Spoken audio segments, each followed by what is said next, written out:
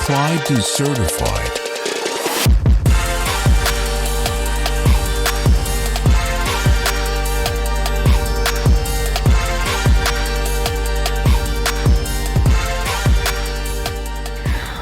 What is going on? Welcome to Applied to Certified. This is your number one resource for all things disadvantaged, minority-owned, women-owned business enterprise. All things dealing with certification. How do you get it? How do you leverage it? And what is this thing called supplier diversity? And how does your certification really plug into the annual goals that these organizations are setting?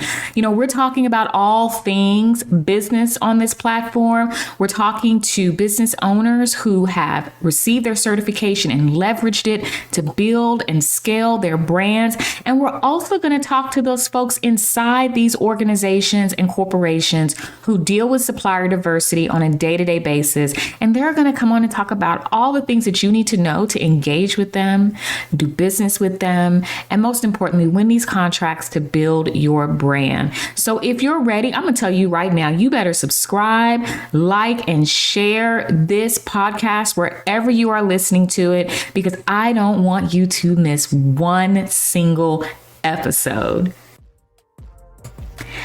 I am your host, Sheena Thomas, founder and principal of Lingo Strategic Partners, and I am excited for what is ahead of you in today's episode. So let's get into it.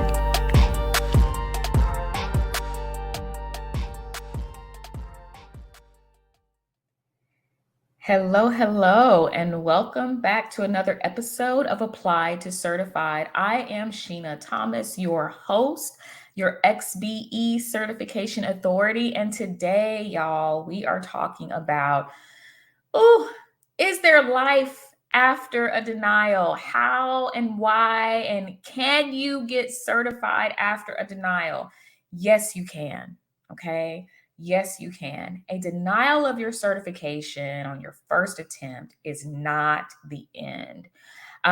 This is going to be a candid conversation today. I don't have any type of additional stuff to really share with you. I just want to talk to you about what a denial means in certification, and then whether or not you're able to get certified afterwards. And you absolutely can. So before we jump into it, I want to encourage you all, please make sure that you like, you subscribe, and you share this channel. Any of the streaming platforms that you may be listening to this podcast on, please share that with people within your circle.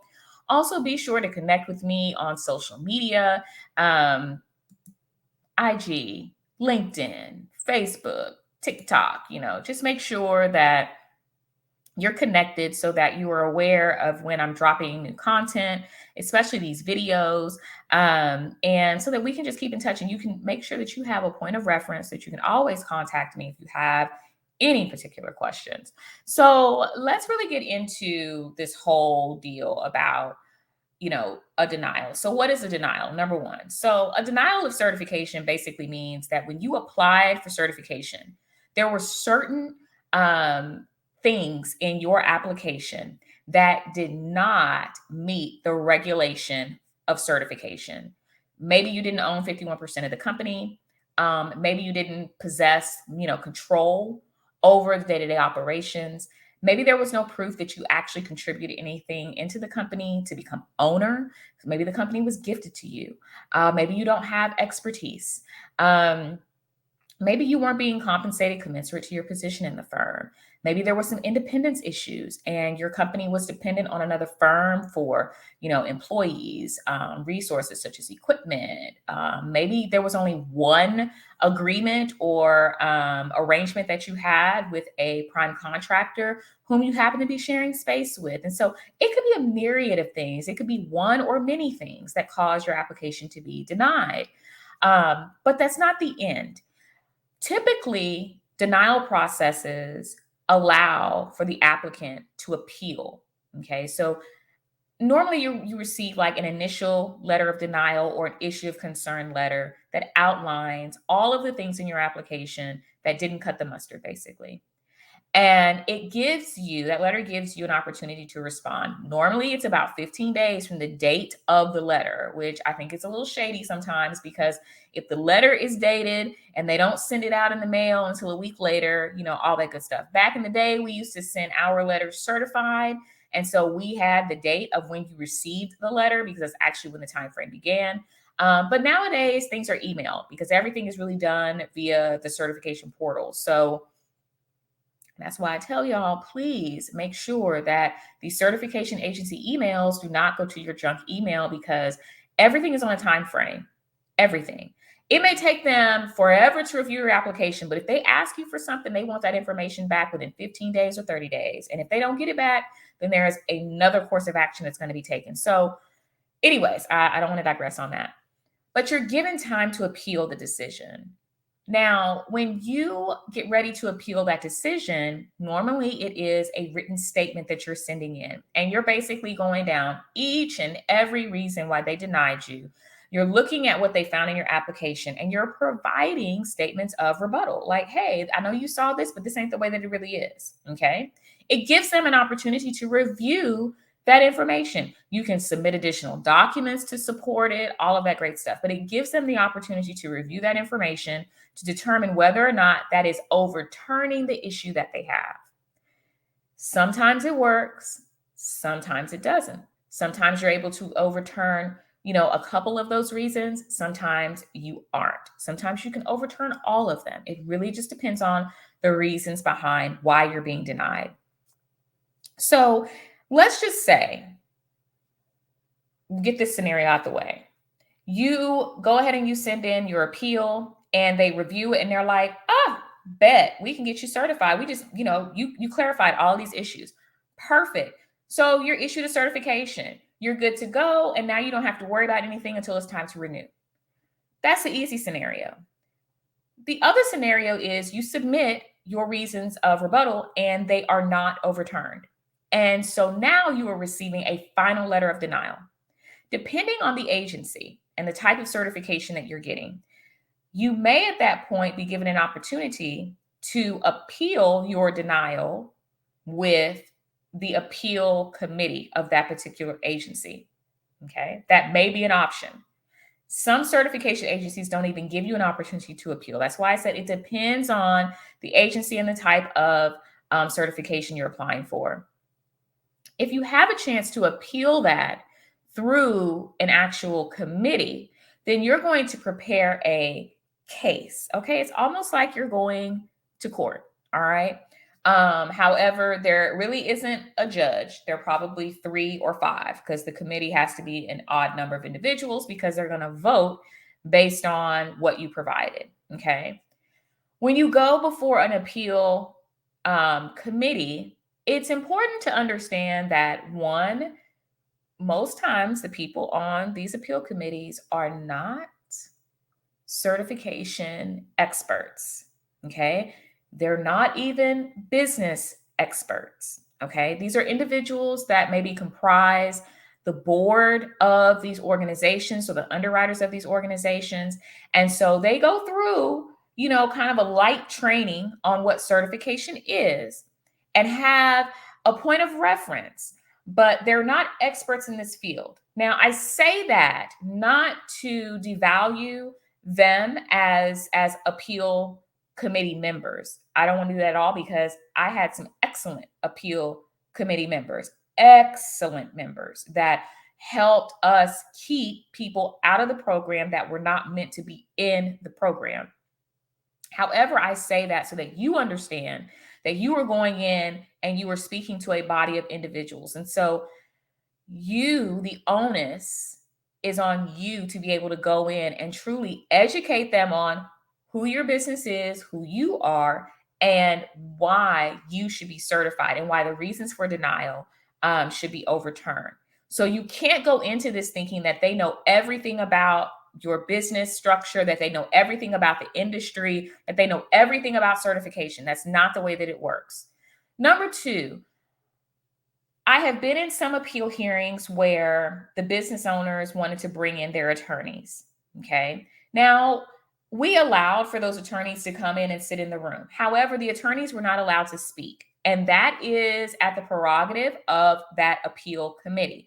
They can either allow it or they can't. Most times they don't, because your attorney is not the one that's going through the certification process. You are. And as the owner of the company, it's expected that you would be able to speak to the reasons in an application of why you are being denied. Okay. So if you bring your attorney, understand that they may just be sitting in the room for moral support. All right. And I've been in some pretty heated appeal hearings, and attorneys were asked to actually leave the room. So please understand that it may feel like it's court, but this is not this is not an actual formal legal body of a court. Okay. The other thing to understand when you're going through the appeal hearing is they're going to ask you questions, and they're going to be, and honestly, the appeal committee, if it's done correctly, the appeal committee is briefed by the agency director.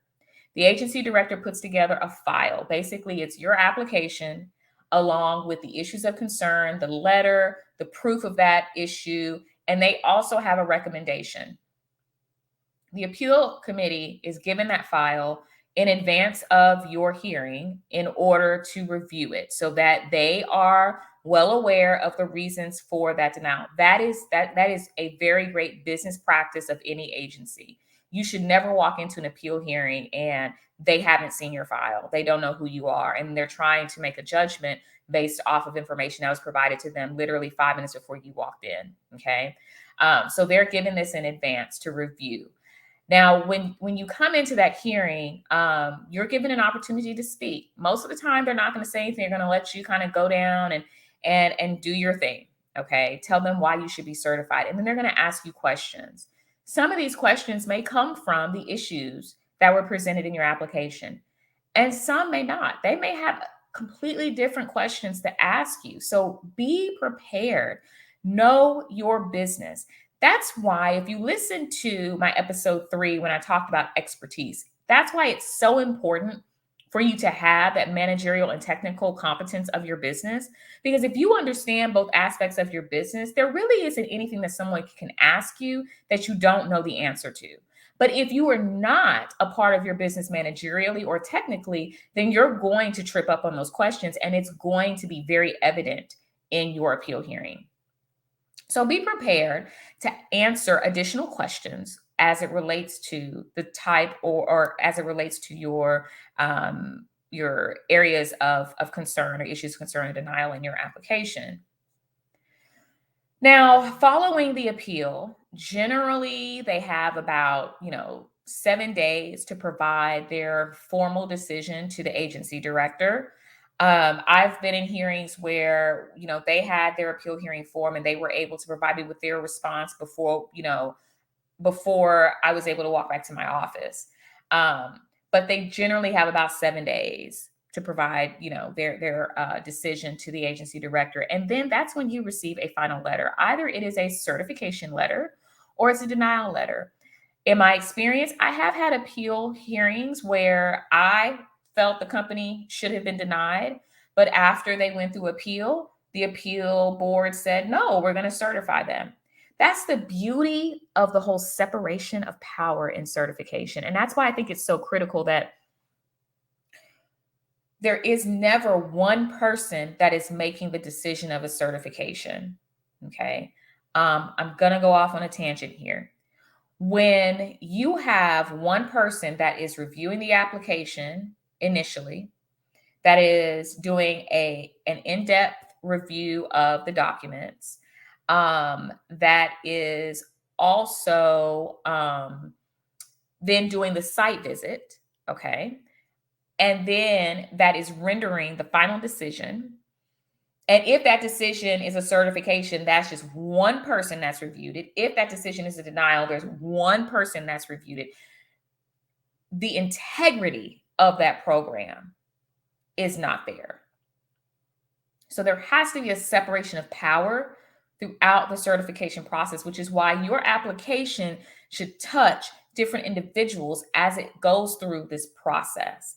And ultimately, before any decision is rendered, the executive director, the president of the council or agency, should be reviewing that information. Okay.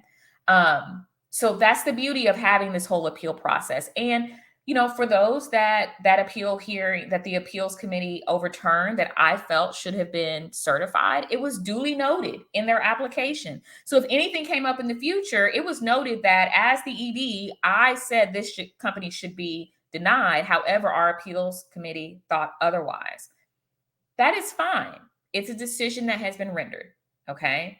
But for the most part, a lot of the denials that were brought to the committee were upheld. So let's say that your denial is upheld. All right. And generally, the best business practice, or what we commonly say in the industry, is you really should not be reapplying for certification for at least a year. All right. Because there are obvious things in your application that you need to fix. And you can't fix them and show them as proof positive in 2 months, 3 months, 6 months. You need to wait a year, get your stuff together. So after that year, can you apply? Absolutely. Absolutely. Now, it will be a new application. So you will go through that entire process of putting the application together and resubmitting it for certification. Okay. All the documents that you submitted initially, all the change information that you submitted initially, you will send that in. Now, I'm going to say this. The information that was sent in previously that resulted in you being denied will also come into play and review in that new application. It doesn't go away. Okay. Agencies keep records. They have all of the letters that they sent. They had all of the responses from you. So it will be renewed as a whole or reviewed as a whole. But it is totally possible for you to be certified after you've been denied. I worked so many applications, some very notable. In fact, if you follow me on LinkedIn, I made a recent post about a company named Alliance Geotechnical Group.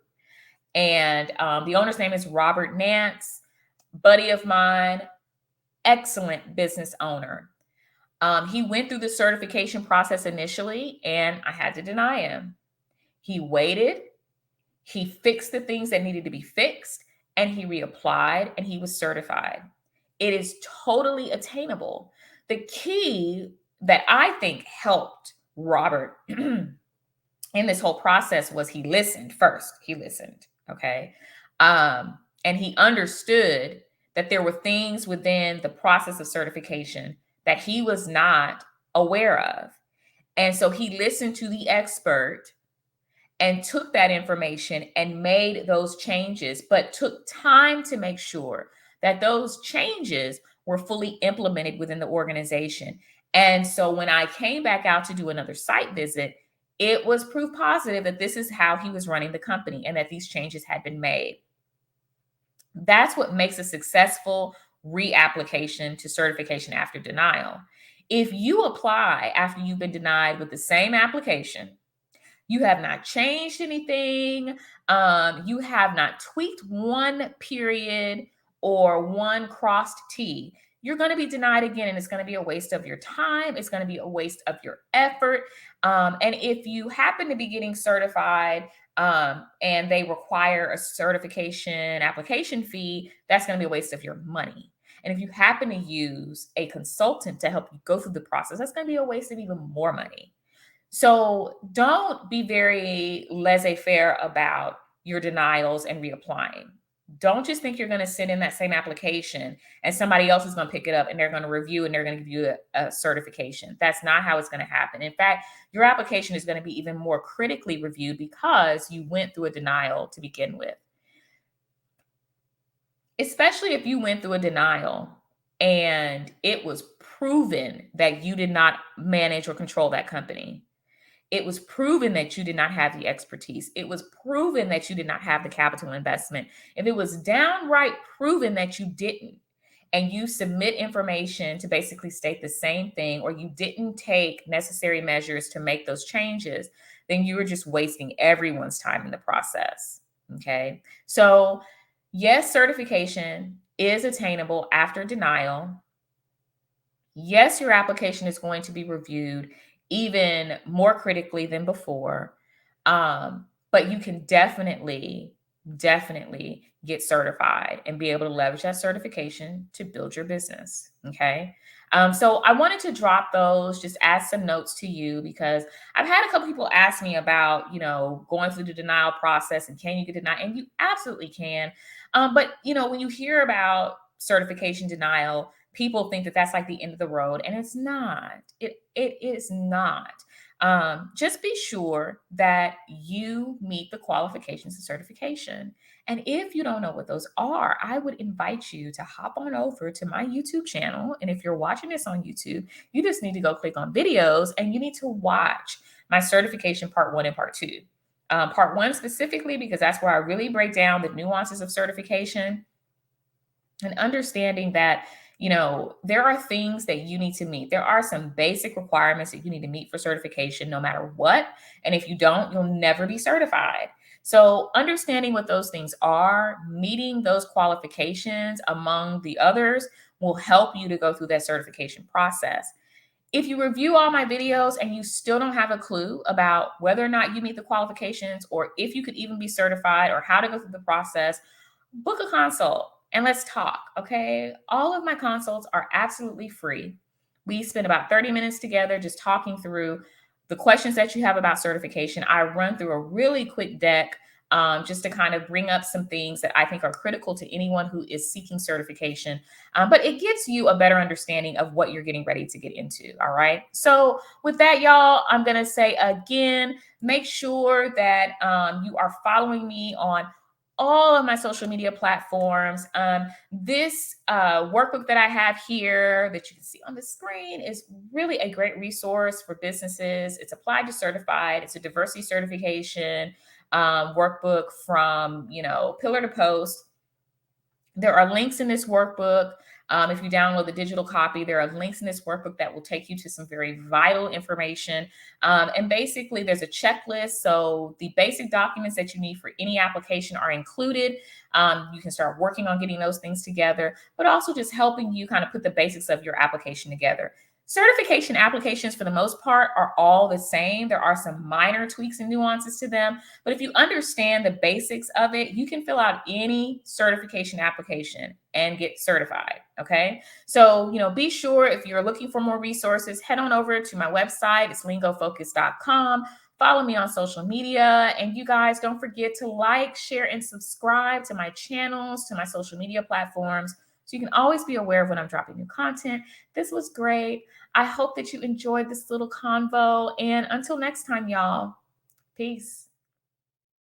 Well, I hope that you enjoyed that episode as much as I did. It's always a pleasure to bring salient information to help you make better decisions about your business, especially when it applies to DMWBE certification and how it can really help you leverage and scale your business.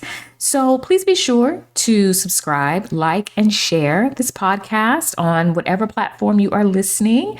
I appreciate you being here. And until next time, don't be a stranger. Connect with me on social media. Shoot me an email. Let me know what you think. Drop some comments below. And we'll be talking soon. Y'all be well.